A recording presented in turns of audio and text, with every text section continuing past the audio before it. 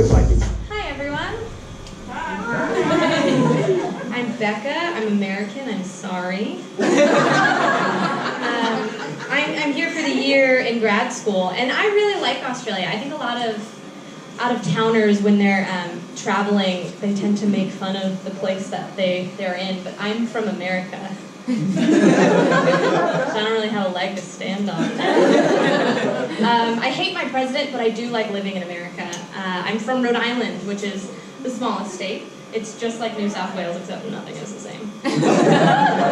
And growing up in Rhode Island, I was the youngest of 4 kids, which it's really interesting being the youngest of 4, because I'm right on the cusp of being an accident. My parents won't tell me, but I'm pretty sure I am. And my 3 older siblings were all very athletic growing up. They excelled in sports. And I was fat and I had a lisp. So there was a pretty clear divide. Anytime I would open the refrigerator growing up, my brother would sing Chunky Town, which is it's when you take the song Funky Town and you say chunky instead of funky. He's a successful musician now. His name's Frank Hurd. I'm not spiteful. I really admired my older siblings though, and I would follow my sister Caroline around relentlessly, and she hated it, especially when she had friends over. She would always complain to my parents, and they would always take my side, and they'd be like, Caroline, come on. She's fat. She needs this. So the only way Caroline could get rid of me was by going on walks. That is where I drew the line. I didn't want to go on walks. So still to this day, if you want to get rid of me, just do something physical. I will not be there. I was the kid that during physical education class, I would sit in the corner and I would roll up the fat on my knees and I would turn them into lips. And I'd make them talk to each other. You guys ever do that? No, but it was really fun being the youngest of 4 kids. Because, are there any other youngest of kids here? Yeah, so you know. It has its benefits. You learn profanity more than any of your peers, like faster. You know all the swear words first. Yeah. Right. Thank you. I'm not lying. And also, your belief in things like Santa Claus and the Tooth Fairy are killed at a very young age, so you don't look like a fucking loser. And also, you get impeccable dating advice. When I was in 2nd grade, I had a big crush on a boy. I'll protect his privacy. His name's Nicholas Janello. And my sister Caroline instructed me to steal my father's Dunkin' Donut lunchbox and to cut a hole in the front. And then we stuck our Izoid Polaroid camera. Did Izoids make it to Australia in the early 2000s? They're the long, skinny cameras that, okay, great. So I stuck that in the lunchbox and I brought it to school, and then I secretly took pictures of Nicholas Janello on the playground. Which is exactly what pedophiles do. So I've always felt like I had a one-up in the dating pool. Dating's fun, isn't it? I went on my first ever Tinder date in Australia since I've been here.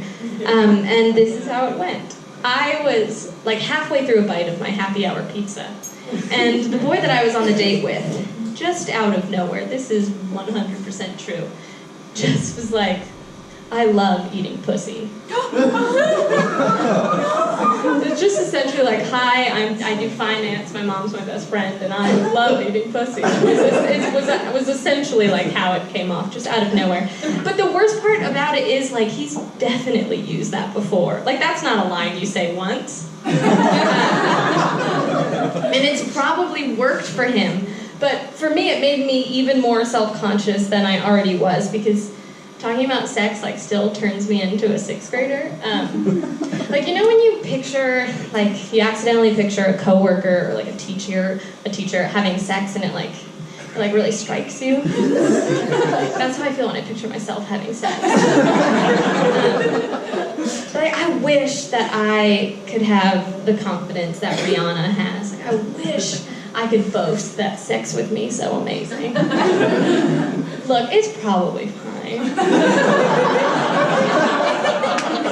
Like, I don't think anyone would have any huge complaints. Like, I'm there. I show up. I just don't think that I don't know. I just feel like, okay, I'm in my prime and I'm asking this, but like we all do like 3 positions, right? Like you rotate between the 3. Like maybe once a year on your birthday, you like switch up and get excited. Like I only very recently found out that people like take care of their assholes. I have not been doing that.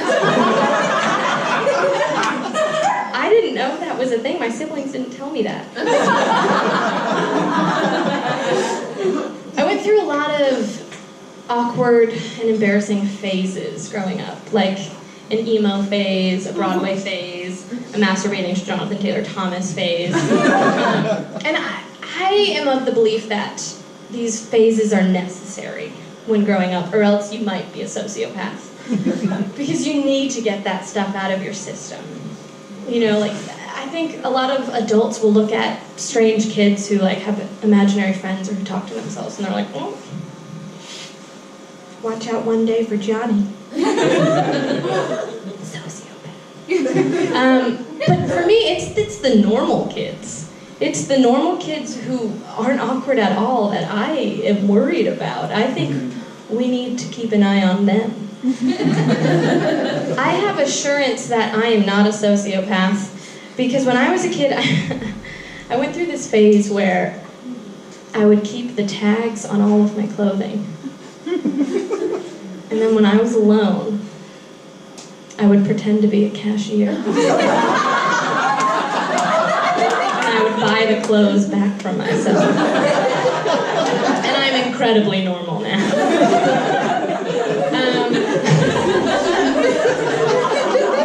I'll leave you guys with this. I don't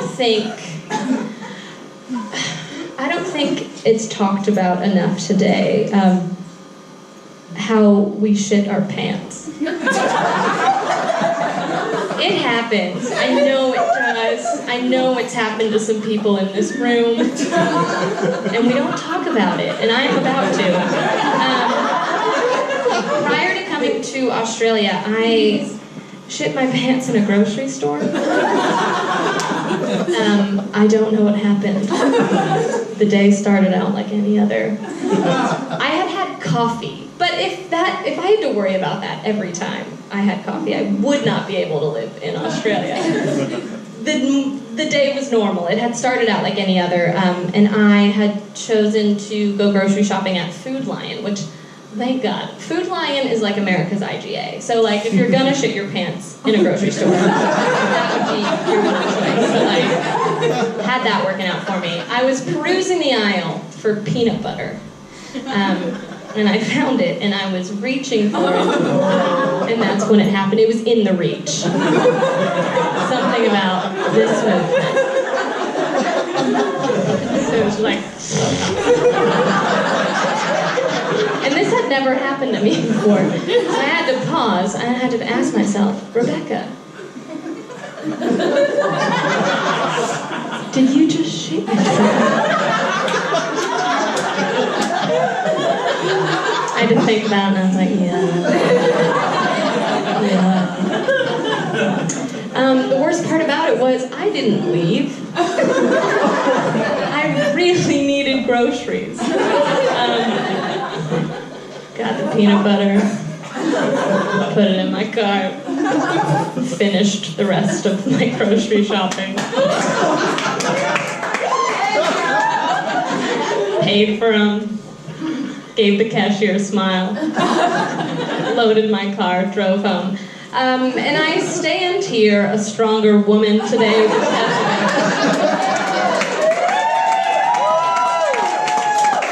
of it. So for anyone who, and I know you're out there, who has shit yourself, think about it, like just find me after the show. Thank you guys.